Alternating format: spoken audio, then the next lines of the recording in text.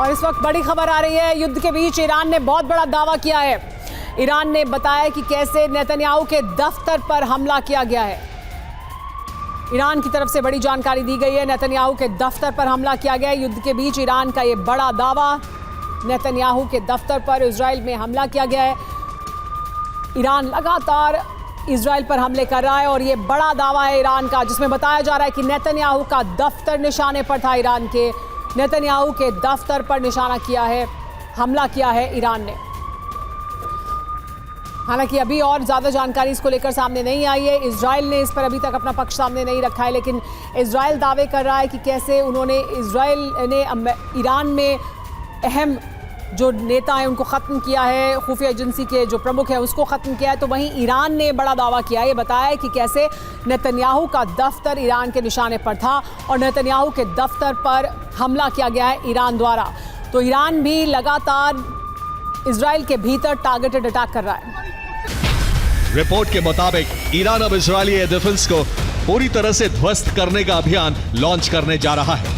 इसके लिए ईरान ने इजरायल में अपने टारगेट लॉक कर लिए हैं। नेवातिम एयरबेस की सुरक्षा के लिए आयरन डोम तैनात है। ईरान उन्हें खत्म कर सकता है। ओब्दा एयरबेस पर इजरायल के 3 air defence arrow, David sling और आयरन डोम तैनात है। ईरान के टारगेट पर ये भी हैं।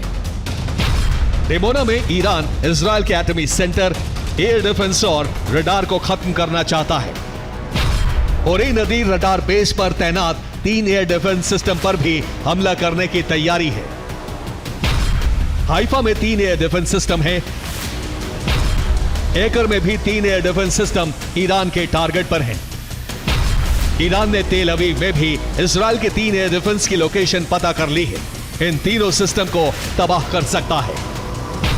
इलाक में 2 एयर डिफेंस सिस्टम, साफिद में 1 आयरन डोम और गोलन में ईरान ने इजरायल के 11 डिफेंस सिस्टम की लोकेशन का पता लगा लिया है। और इस वक्त की बड़ी खबर, बहरीन में ईरानी हमले का एक और वीडियो सामने आया है। अमेरिकी नेवल बेस पर हमले का यह वीडियो, सैटेलाइट तस्वीरों में नेवल बेस पर तबाही दिख रही है। अमेरिका की 5th फ्लीट पर हुआ है हमला। देखिए किस तरह की तबाही दिख रही है। अमेरिका के नेवल बेस पर जो हमला हुआ है उसके वीडियो सामने आ चुके हैं। वीडियो सबूत दिखा रहे हैं कि किस तरह से सैटेलाइट तस्वीरों में दिख रहा है कि नेवल बेस पर हर तरफ तबाही दिख रही है। यहाँ बड़ा हमला किया गया है। अमेरिका की 5th फ्लीट का हेडक्वार्टर यहाँ पर मौजूद था, जिसको निशाने पर लिया था ईरान ने। पहले दिन ही यहाँ पर हमला कर दिया था। उसके बाद से लगातार बहरीन में ईरान ने हमले किए हैं और ये 5th फ्लीट का जो हेडक्वार्टर है वहाँ पर नुकसान देखिए अब साफ तौर पर दिख सकता है। आप पहले और बाद की जो सैटेलाइट तस्वीर है उसमें देखिए, पहले की तस्वीर है और इसके बाद हमले के बाद की जो तस्वीर आती है उसमें साफ तौर पर दिखता है कि किस तरह से ये पूरा देखिए पूरा ध्वस्त हो चुका है। ईरान ने लेकिन इजराइल पर मिसाइलें दागी। एक और बड़ी जानकारी, बैलिस्टिक मिसाइलों से हमला किया है, यानी अब बैलिस्टिक मिसाइलों का इस्तेमाल किया जा रहा है। आईडीएफ ने मिसाइलों को डिटेक्ट किया है। मध्य इजराइल में बज रहे हैं सायरन। बैलिस्टिक मिसाइलों का इस्तेमाल किया गया है। तो क्रूज मिसाइल का इस्तेमाल किया जा रहा था और अब बैलिस्टिक मिसाइल का इस्तेमाल किया गया है। सायरन बज रहे हैं इस वक्त इजराइल में और ईरान के इस हमले से बड़ा नुकसान हुआ है इजराइल को। तो खामेनेई के खात्मे के बाद भी हमले रुके नहीं हैं। अब ईरान विध्वंसक पलटवार कर रहा है। टॉप लीडरशिप ने धमकी दी है, जब तक इजराइल को खंडहर में नहीं बदल देंगे तब तक चैन से नहीं बैठेंगे। ईरान ने 40 इमारतों को खंडहर में बदलकर इसकी शुरुआत भी कर दी है।